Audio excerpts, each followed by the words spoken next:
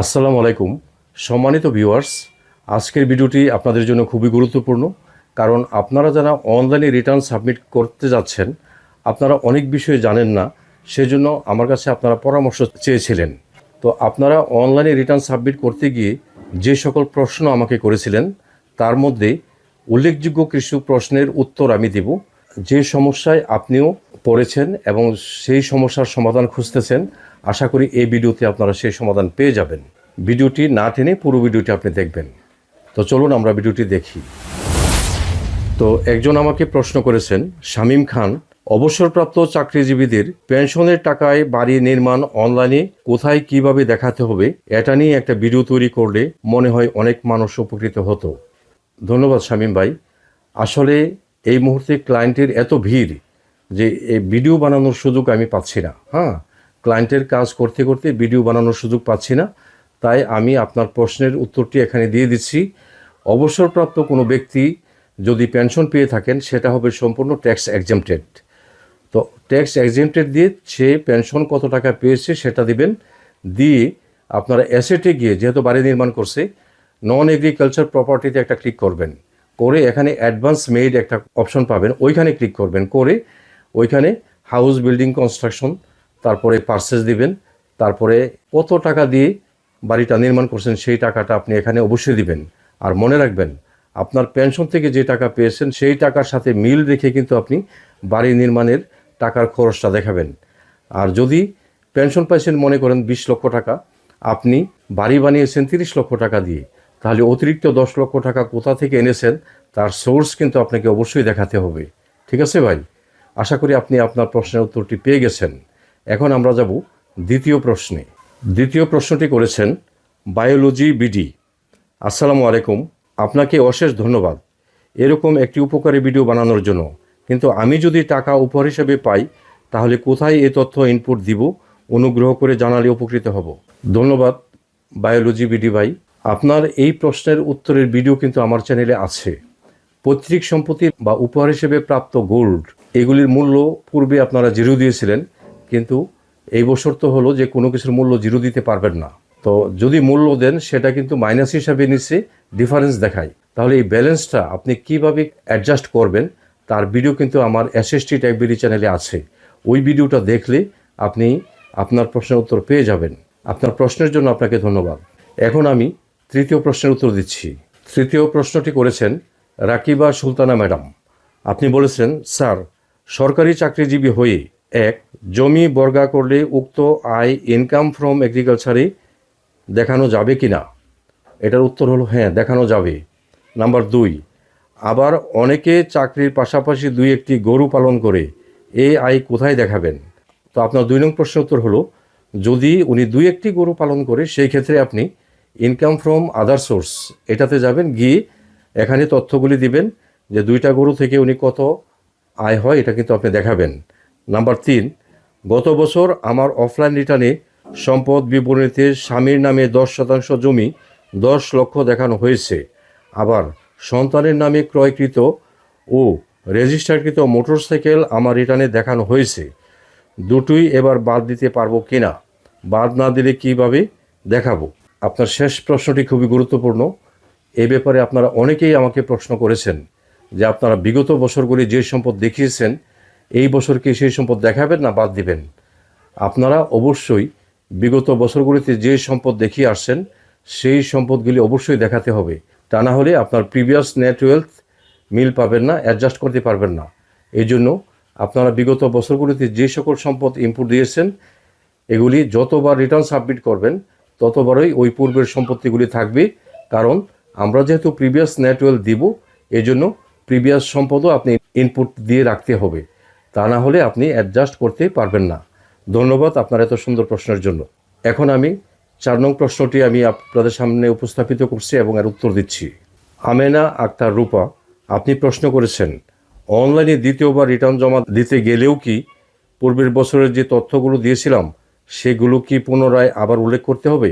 Amena madam, একটু আগেই আমি আসলে এই প্রশ্নের উত্তরটা দিয়েছি। আশা করি ওই প্রশ্নের উত্তরটা যদি আপনি শুনে থাকেন আপনার উত্তর আপনি পেয়ে গেছেন। নতুন করে আমি আর আপনার প্রশ্নের উত্তরটা দিচ্ছি না। এরপরে আমি যাব আজকের 5ম প্রশ্নে। পঞ্চম প্রশ্নটি করেছেন এমডি সোহেল খান। আমি বিগত বছরগুলোতে ম্যানুয়ালি দিয়েছি, এই বছর প্রথমবার অনলাইনে দিব। আমার নিট সম্পত্তি কি জিরো দেখাবো, নাকি সেটা ম্যানুয়াল বা অফলাইনে যেটা ছিল সেটা দেখাবো? উপকৃত হতাম উত্তর দিলে। মনে করেন আপনি 2024-25 অ্যাসেসমেন্ট ইয়ারে অফলাইনে রিটার্ন সাবমিট করেছেন। এইবার অর্থাৎ 2025-26 অ্যাসেসমেন্ট ইয়ারে আপনি অনলাইনে রিটার্ন সাবমিট করবেন।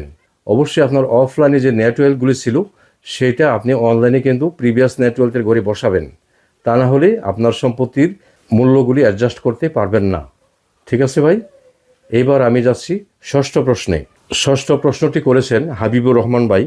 প্রথমবার দিব, তবে ডিফারেন্ট জিরো না হলে কোনো সমস্যা হবে? দয়া করে জানাবেন।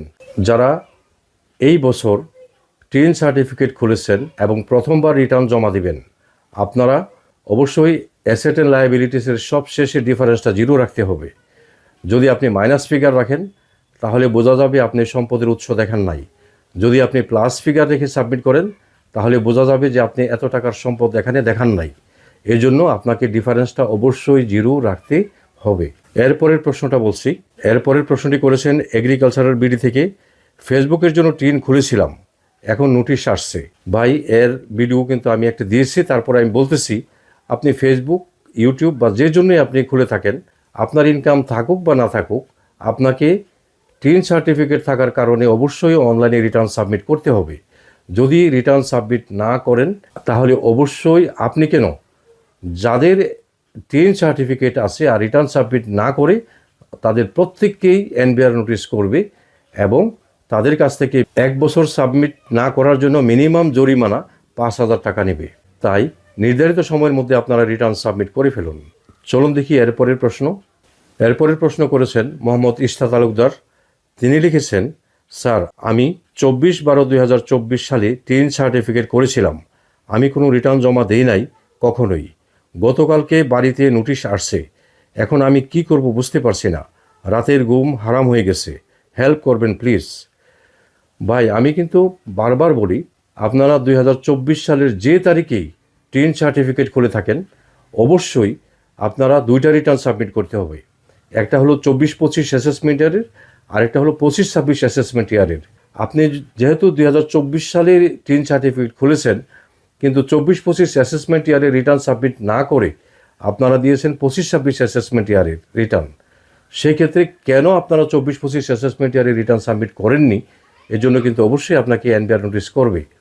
আর এনবিআর নোটিশ করলে অবশ্যই আপনি আপনার সার্কেলের ট্যাক্স অফিসে গিয়ে সেই রিটার্নটি জরিমানা সহ সাবমিট করতে হবে। তাই যারা 2024 সালের যে কোনো তারিখে আপনি টিন সার্টিফিকেট খুলে থাকেন অবশ্যই আপনারা প্রথমে 2024-25 অ্যাসেসমেন্ট ইয়ারের রিটার্ন দিবেন, তারপরে 2025-26 অ্যাসেসমেন্ট ইয়ারের রিটার্ন দিবেন। অর্থাৎ 2টি রিটার্ন আপনারা অনলাইনে সাবমিট করবেন, কোনো ঝামেলা হবে না। আমরা এরপরের প্রশ্নে যাই।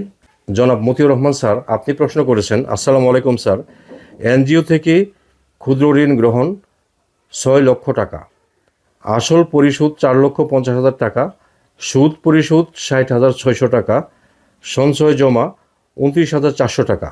প্রশ্ন হলো মোট ঋণ, আসল পরিশোধ, সুদ, সঞ্চয় কোনটি কোথায় এন্ট্রি হবে? অনুগ্রহ করে সমাধান দিলে কৃতার্থ হব। ভাই, আসলে আমি এই ব্যাপারে কিন্তু একটা ভিডিও বানাইছি। আপনি যে প্রশ্ন করেছেন সেই প্রশ্নের আলোকে ভিত্তি করেই ব্যাংক লোন কোথায় কিভাবে দেখাবেন এই সম্পর্কে একটা ভিডিও আমার এসএসটি টেক ভিডিও চ্যানেলে আছে। আপনারা যদি সেই ভিডিওটি মনোযোগ দিয়ে দেখেন আপনি আপনার প্রশ্নের উত্তরটা পেয়ে যাবেন। আপনার এত সুন্দর প্রশ্নের জন্য আপনাকে অসংখ্য ধন্যবাদ। আমরা এরপরের প্রশ্নে যাই। জনাব আনিসুর রহমান ভাই, আপনি প্রশ্ন করেছেন, আসসালামু আলাইকুম। ওয়ালাইকুম আসসালাম। Humble request for your advice. I bought a car in 2022 and then it was shown in my tax return since 2022 to 2023-24. How should I show it in online submission form? তো আমি উত্তর দিয়েছি ওনাকে ইংলিশেই। ওয়ালাইকুম আসসালাম। If you do not understand this issue well, it is recognized to have the return filled out by an experienced person.